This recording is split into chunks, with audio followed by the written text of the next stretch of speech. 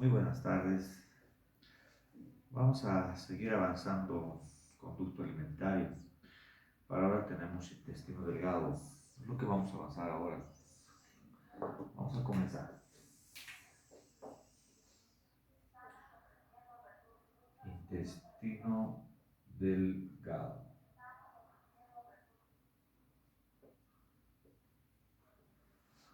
Esta región del tubo digestivo está constituida por tres segmentos: el duodeno, el ileono y el ileón.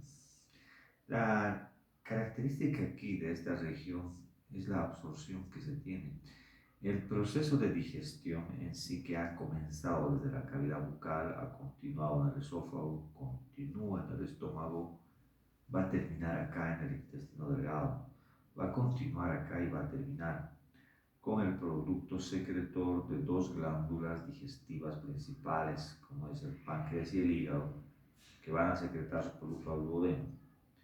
Los alimentos se van a combinar con estas secreciones, va a terminar la digestión y se va a producir la absorción de todo lo que sea de utilidad. En la descripción vamos a hablar de la mucosa, cómo sabemos su mucosa muscular y glacerosa o adventicia. Vamos a hablar primeramente de la mucosa. Por la capacidad de absorción que tiene, va a tener modificaciones en su superficie y es lo que vamos a ver. Las modificaciones de superficie son las siguientes. Vamos a hablar de estas modificaciones. Estas modificaciones son tres. Primero tenemos los pliegues circulares o válvulas de Kerkring, se llaman así. Pliegues circulares. Los pliegues circulares tienen un núcleo de submucosa, son grandes. Se los vería así, de esta manera: un pliegue circular. Esta es la superficie y este es un pliegue circular o válvula de Kerkring. La mucosa del intestino delgado se va a proyectar formando estos pliegues en toda su superficie. Y acá viene otro pliegue circular. Estos pliegues circulares son muy similares uno al otro. Ahí tenemos los pliegues circulares. Vamos a hacer uno más para tratar de que sea más completo el dibujo y poder explicar mejor. Bien, entonces, esa es la primera modificación. Cada uno de estos pliegues circulares, o también se llaman válvulas de Kerkring también, pliegues circulares o válvulas de Kerkring.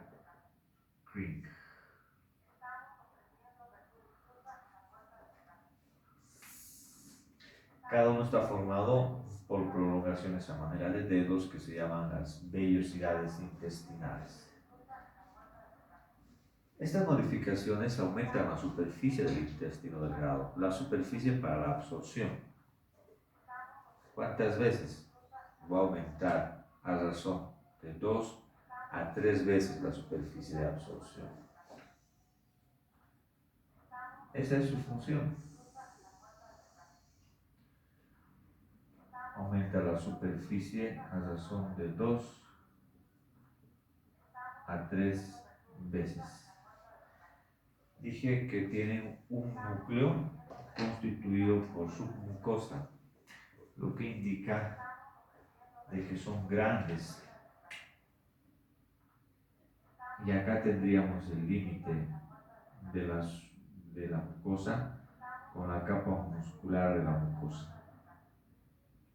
Si recordamos, la muscular de la mucosa separa la mucosa de la submucosa, de esta manera. Y la submucosa está aquí, esta es la submucosa. Un tejido conjuntivo fibroelástico, denso. irregular. En tal sentido de que si se hace una sección de un pliegue circular, su núcleo va a ser de submucosa. Y la lámina propia, que también la vamos a ver en un momento más, estaría aquí. El aspecto siempre celular para este tejido. Y así va a ser más fácil poder describir las células y las regiones, diseñando primero toda la mucosa. Aquí vamos a recordar y vamos a hablar del GALT, el tejido linfático relacionado con los intestinos. Bien, hasta ahí por ahora. Vamos a la siguiente modificación. De todas formas, aquí ya vamos a colocar, vamos a poner un círculo indicando que este es el pliegue circular, o válvula de Kerke. Pliegue circular. Todo eso es un pliegue circular. La siguiente modificación corresponde a estas prolongaciones a manera de dedos. Esas prolongaciones se llaman ahora las vellosidades intestinales. Vellosidades. Las vellosidades también aumentan la superficie del intestino delgado, la superficie para la absorción. ¿A razón de cuánto? Hasta 10 veces. Aumentan hasta 10 veces la superficie para la absorción. Y hablando del centro, el núcleo de la vellosidad, y esto para ver, ¿no?, la relación de tamaño con el pliegue circular. Su núcleo, su centro es de lámina propia. Son más pequeñitos. Si se hace una sección acá, se va a ver la lámina propia. Esto de aquí, vellosidad intestinal. Ya estamos revisando dos modificaciones y vamos a la tercera modificación, que es la microvellosidad. Para la microvellosidad necesitaríamos una resolución y aumento mayor. El epitelio ni siquiera se observa acá. El epitelio en esta muestra se encontraría en la superficie misma. Aquí tendría que estar el epitelio. El epitelio, que es el cilíndrico simple, ¿no es así? Nosotros ya sabemos todos esos datos básicos, que va a revestir toda la superficie mucosa del intestino delgado. Y cabe destacar que estas modificaciones, estas especializaciones que estamos describiendo ahora, están mucho más notorias, más desarrolladas en la primera porción, que es el duodeno. Ya después van disminuyendo en tamaño. En el Y1 y en el ileón prácticamente están desapareciendo. Y en el intestino grueso no son ya característica la presencia de estas modificaciones, de estos pliegues circulares, válvulas de Kerken. Ahí están las células. Y en estas células, en su superficie todavía, están las microvellosidades. Entonces, en este aumento acá, difícil que se vea, ¿no? Con este aumento solamente estamos observando las modificaciones como vellosidades intestinales y los pliegues circulares. A las microvellosidades no las vamos a ver. Pero si aumentamos la resolución también, vamos a ver que en la superficie la célula cilíndrica proyecta a las microvellosidades en su superficie. Y esa es la tercera modificación, microvellosidad.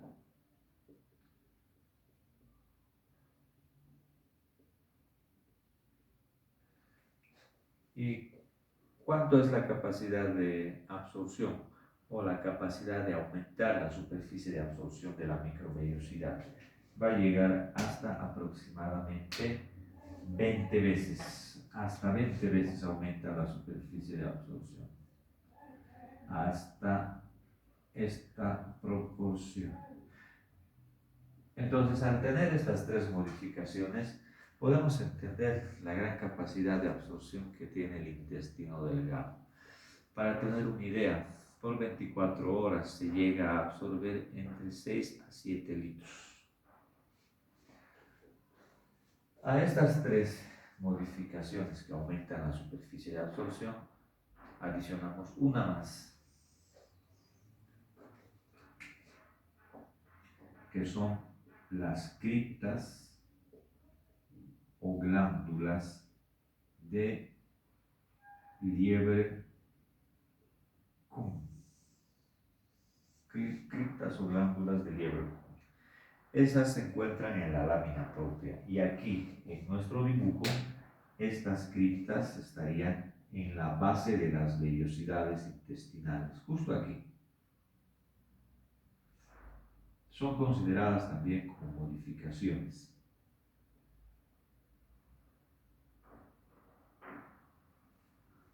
Ahí está. Las indicamos, ¿no? Aquí está. Solo como cripta de Lieberkühn. En esas criptas o glándulas de Lieberkühn vamos a encontrar varias células. Ahí en sí se encuentran todas las células de la mucosa epitelial del intestino delgado. Y hay que revisar a las células, algo similar a lo que hemos hecho con el estómago.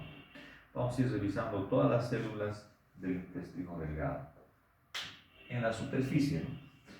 Esto es en cuanto a las modificaciones de la superficie. Y hablando de la mucosa, vamos a separarla en epitelio, luego lámina propia y muscular de la mucosa. En esta mucosa vamos a encontrar un epitelio con las siguientes células. Y de esta manera vamos a comenzar a describirlas. La primera célula es la célula de superficie de absorción.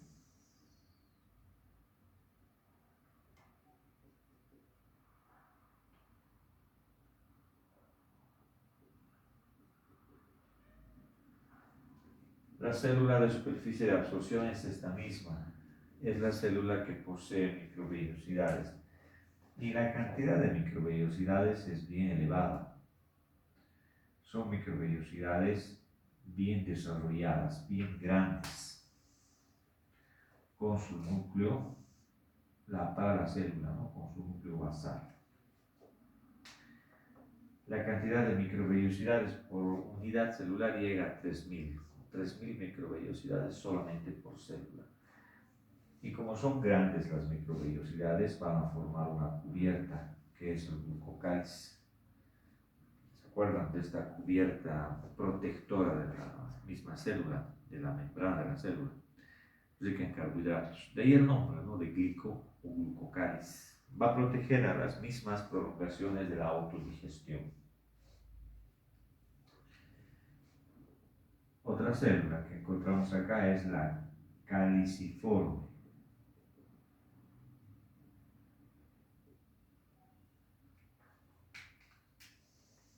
Como un dato importante, acá colocamos la presencia aproximada de 3.000 microvellosidades.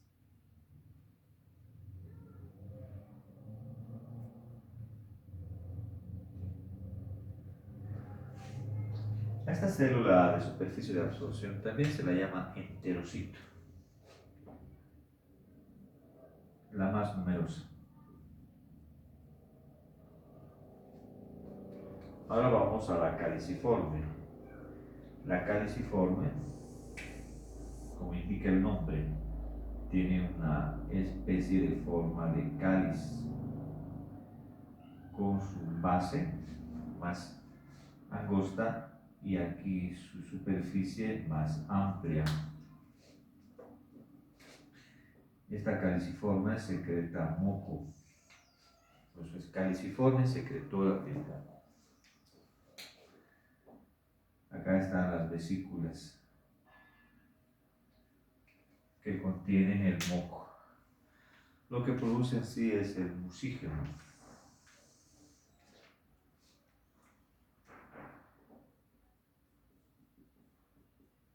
El mucígeno que llega a ser la mucina, que en la superficie ya la conocemos como moco. Se secreta la mucina a la superficie y esa mucina, al entrar en contacto con el agua, con la secreción serosa, una superficie húmeda, se transforma en moco. El precursor de la mucina es el mucígeno. Es un moco protector. Protege la superficie epitelial del pH. Para esto también hay que recordar que los mocos protectores, las secreciones mucosas protectoras en el tubo digestivo, deben contener bicarbonato. De esa manera se puede neutralizar o se puede alcalinizar un pH ácido. Seguimos avanzando en la descripción de nuestras células y ahora vamos a revisar a la célula Dames.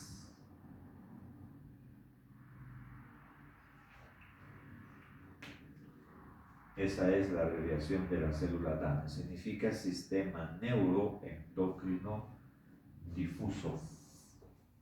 Si recordamos de esta célula que hemos visto en el estómago, sabemos que lo que producen son hormonas, son varias hormonas, dependiendo del tipo de célula Dames, ¿se acuerdan? Célula G, SL, célula I, célula de Grelin, etc.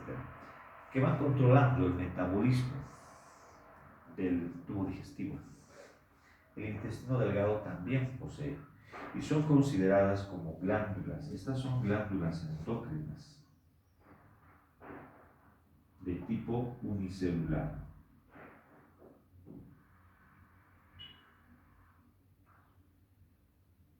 Unicelulares. Otra célula más que encontramos en la superficie epitelial es la célula M. La célula M, eso de M es de micropliegues, viene de ese nombre. Es una célula que se encuentra justamente en una porción de la superficie epitelial que está próxima al tejido linfático difuso, como un nódulo linfoide que podría ser. Para revisar a esta célula, para explicarla, aquí hacemos un esquema de la superficie epitelial.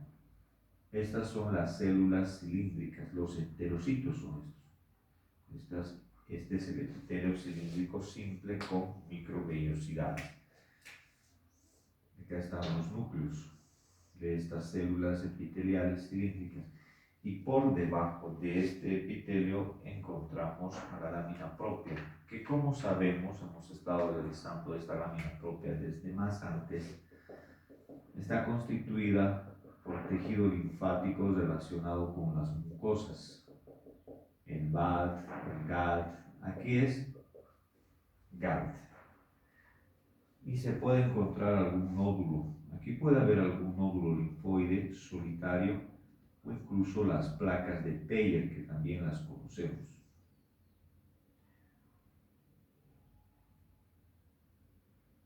¿Se acuerdan? Es así de los folículos linfoides o nódulos linfoides. Ahí tenemos un cúmulo de linfocitos.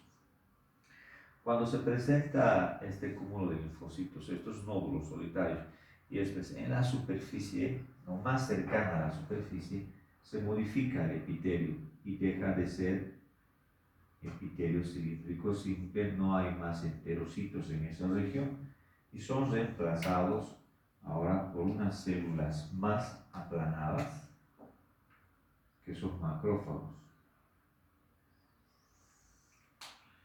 Estas son las células M o en micropliegues. Estas células pertenecen al sistema fagocitario mononuclear. ¿Y qué es lo que hace una célula M acá? una célula en micropliegues, va a fagocitar, que es un macrófago y el trabajo de los macrófagos consiste en fagocitosis. Va a fagocitar antígenos de superficie, pero no los va a procesar a epítopos. Entonces los captura, los fagocita en sí, y aquí adentro, próximamente donde está el folículo y el tejido linfoide, se va a encontrar con una célula APC, con una presentadora de antígenos. La presentadora de antígenos recibe al antígeno de la célula M y la presentadora recién va a formar los determinantes antígenos que se llaman, que conocemos como epítopos, y va a poder buscar esta célula APC en este tejido alguna célula inmunológicamente más competente, algún linfocito, para poder presentar estos epítopos. Esa es la célula M. Seguimos revisando las células y vamos a encontrar a otra célula, la regenerativa. Regenerativa es la misma célula que existe en el estómago, es una célula que sirve para la reposición del resto. En un periodo, sabemos, aproximado entre 5 a 7 días, lo que nos da una idea de la capacidad de renovación celular que se tiene en el intestino. Cada día van recambiando las células. Entendemos que van muriendo, en otras palabras, por día muchas células en los intestinos. Reposición entre 5 a 7 días.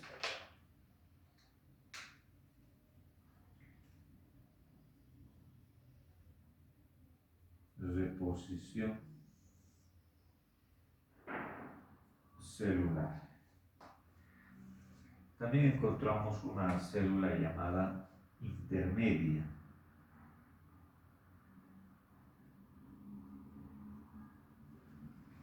También es otra célula para la reposición.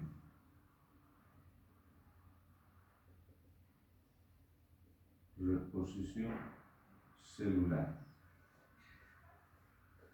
Esa célula intermedia se encuentra en mucho mayor cantidad que la célula regenerativa. Esta célula es la más numerosa dentro de una cripta o glándula de liebre común.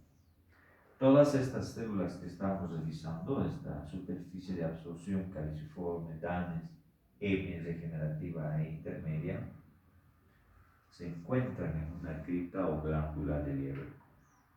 Una célula más vamos a revisar acá, que es la célula de Paneth. La célula de Paneth, que es nueva, ¿no?, contiene gránulos que secretan enzimas. Las enzimas que secreta esta célula son antibacterianas. La célula de Paneth va a producir lisozima, va a secretarla, defensinas,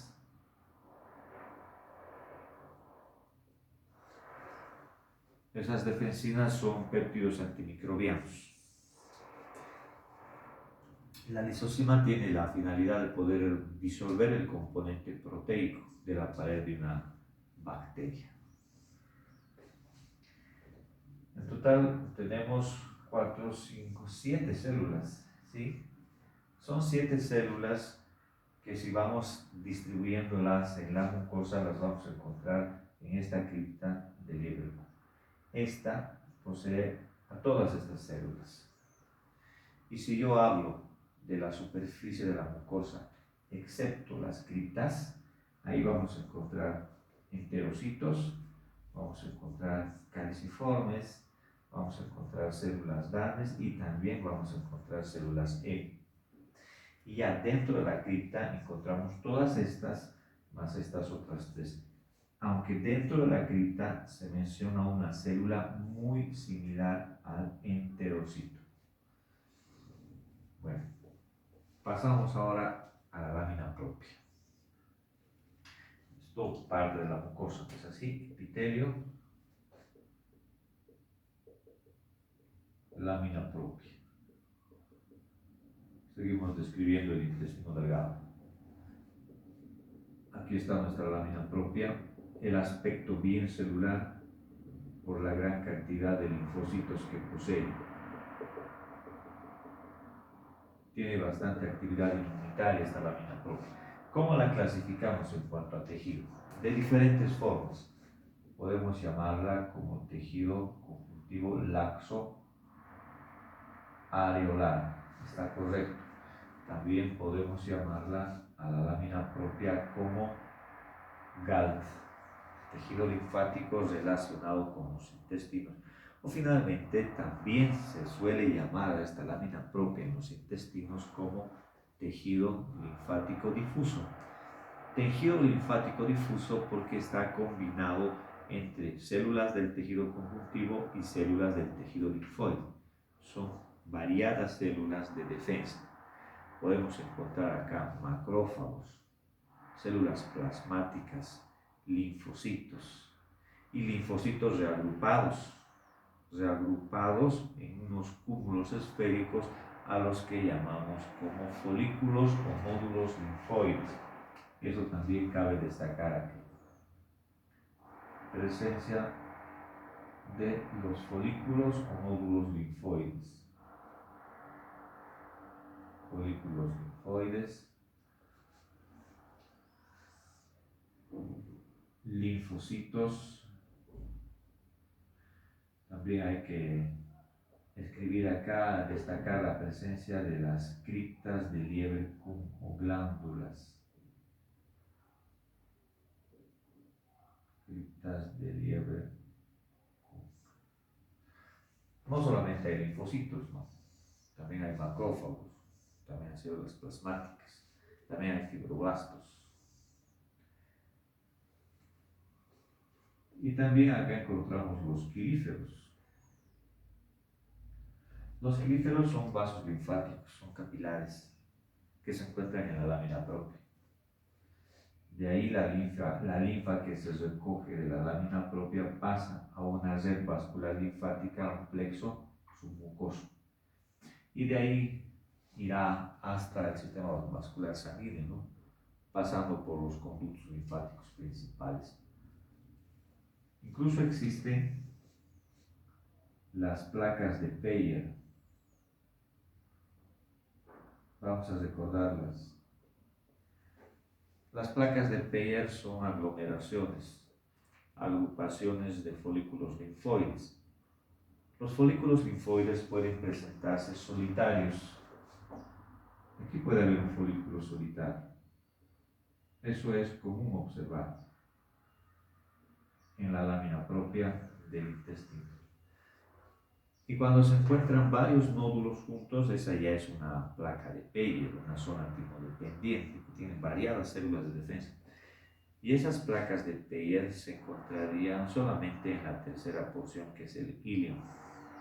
Duodeno no, yeyunum, ileum. Y posteriormente en la clase próxima vamos a ver que las placas de Peyer se encuentran más evidentemente en el apéndice, en la lámina propia del apéndice. Y por último, tenemos la capa muscular de la mucosa.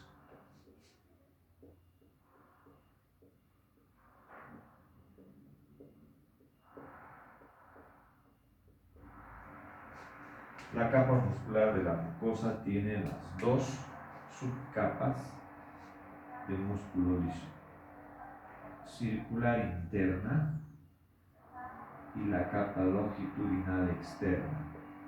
Todo de músculo liso. Y con eso acaba la mucosa del intestino delgado. Y vamos a revisar ahora la submucosa del intestino delgado. Esta sería la primera parte. Mucosa. Ahora revisamos acá la submucosa.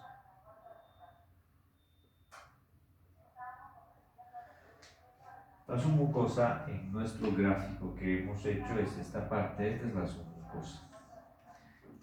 Como vemos acá en este esquema, tiene un aspecto fibroso. ¿Sí? Está constituido por fibras. Es un tejido conjuntivo fibroelástico. Tiene fibras colágenas, pero también tiene fibras elásticas y mucho más. Fibroelástico es un tejido denso y regular. Lo mencionamos como tejido fibroelástico. Tejido fibroelástico. Encontramos acá el plexo submucoso de Meissner. Plexo submucoso de Meissner. Y para completar la submucosa, nos vamos a encontrar acá con un tipo de glándula, la llamada glándula de Brunner. Glándulas en la submucosa. En la descripción en general del conducto alimentario no se presentan glándulas en la submucosa, excepto dos zonas, que son el esófago, donde encontramos las glándulas submucosas esofágicas verdaderas, y el duodeno. Por si acaso me refiero al duodeno, no me refiero ni al ileum ni al ileum. Son las glándulas duodenales de Brunner. Su producto secretor es la urogastrona. Es una hormona que tiene la finalidad de inhibir la secreción del ácido clorhídrico, actuando directamente sobre la célula parietal. Eso vamos a notar. Haga HCl. ¿Y cómo inhibe esto? Bloqueando las bombas de protones de hidrógeno que tiene la membrana de la célula parietal. De esa manera no va a poder secretar el hidrógeno y no va a obtener un medio ácido. Submucosa. Vamos a quedar acá, señores, y vamos a continuar la siguiente clase justo aquí. En la siguiente clase vamos a ver muscular, la serosa o adventicia, y vamos a hablar de la histofisiología, y ya vamos a ingresar dentro de lo que sería la parte del intestino grueso. Bien, jóvenes, que tengan muy buenas tardes.